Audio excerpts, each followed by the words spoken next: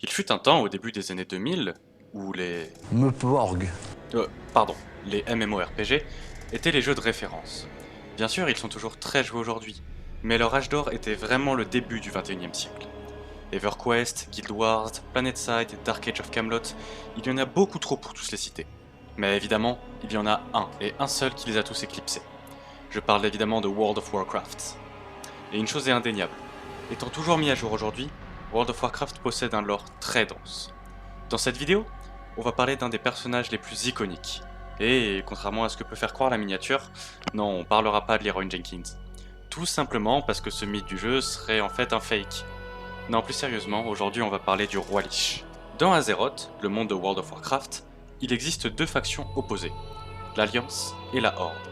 Notre histoire commence avec Ner'zhul, un chaman orc de la Horde qui, après avoir subi une cuisante défaite, ouvrit un portail vers le monde du néant distordu pour y fuir. Avec l'échec de la Horde, Kil'jaedan, chef de la Légion Ardente, aussi appelé le Trompeur, mit en place un nouveau plan afin de conquérir Azeroth. Il retrouvera son sbire dans le néant et le tortura pour son échec. Mais il lui proposait un marché. Ner'zhul serait tué et réincarné sous forme spectrale, lui donnant ainsi de puissants pouvoirs psychiques. Ce spectre, scellé à une armure et à une lame runique, sera enfermé dans un bloc de glace et envoyé en Azeroth afin de préparer l'arrivée de la Légion. Pour convaincre le chaman, le trompeur lui fit croire que tant qu'il serait fidèle à la Horde, il pourrait régner sur le monde. C'est l'avènement du premier roi Lich. Ce dernier, aussi appelé Seigneur du Fléau, leva une armée de morts-vivants et se lança dans différentes guerres afin de prendre le contrôle du continent. Qu'importe la race, chaque cadavre tombé au combat était relevé par le roi Lich, alimentant son armée inexorablement. À travers cette dernière, il chercha alors un champion, qui serait capable d'exercer sa volonté. Ce champion, c'est le prince Arthas Menethil. Le roi Lich parvint à se séparer de Deuil-Givre, la lame runique dans laquelle une partie de son âme était scellée, et manipula Arthas afin qu'il s'en empare. Dès lors, l'arme s'empara de l'âme d'Arthas, qui fut corrompue par le pouvoir du roi Lich. Ner'zhul pouvait désormais communiquer avec son champion. Ce dernier décida alors de trahir Kil'jaedan. Ce dernier, peu surpris par cette trahison, envoya Illidan Hurlerage, un elfe de la nuit corrompu par la Légion, tuer le roi Lich.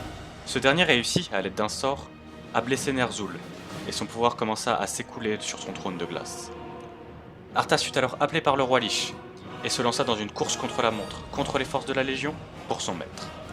Si Ner'zhul voulait survivre, il n'avait plus d'autre choix que de fusionner avec son champion, ce qu'il parvint à faire. Dès lors, le roi Lich sombra dans un profond sommeil. En réalité, Arthas luttait pour se débarrasser à la fois de son humanité et de l'âme de Ner'zhul. Lorsqu'il réussit enfin, il devient le deuxième roi Lich. Arthas réanima un dragon, Sindragosa, et leva son armée. Il lança des assauts aux quatre coins du monde.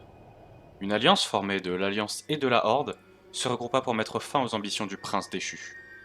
Arthas fut vaincu, notamment par le grand paladin Tirion Fordring. Cependant, un problème subsistait. Sans maître pour contrôler le fléau, ce dernier représentait un grave danger pour Azeroth. Quelqu'un dut donc accepter de revêtir le heaume de domination et de faire face à sa corruption. Ce quelqu'un, c'est Bolvar Fandragon. Anciennement humain tombé au combat, il fut réanimé par les flammes des dragons rouges.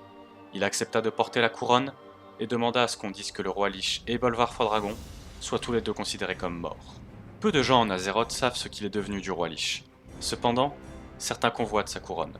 Sylvanas Coursevent, une haute elfe désormais mort-vivante, se lança dans une confrontation avec le troisième roi Lich.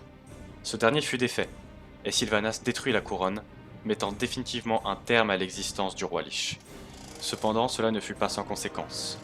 Le fléau est désormais libre et déchaîné, et le voile entre la vie et la mort déchiré.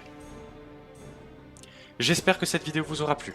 Si c'est le cas, n'hésitez pas à vous abonner et à activer la cloche pour ne pas rater les prochaines vidéos. J'aimerais d'ailleurs m'excuser pour le retard de cette anecdote. Certains contretemps ont fait qu'elle n'a pas pu être uploadée le dimanche et j'en suis désolé. Il est d'ailleurs possible que le week-end prochain il n'y ait pas de vidéo, mais le Coin des Mondes fera son possible pour éviter cela.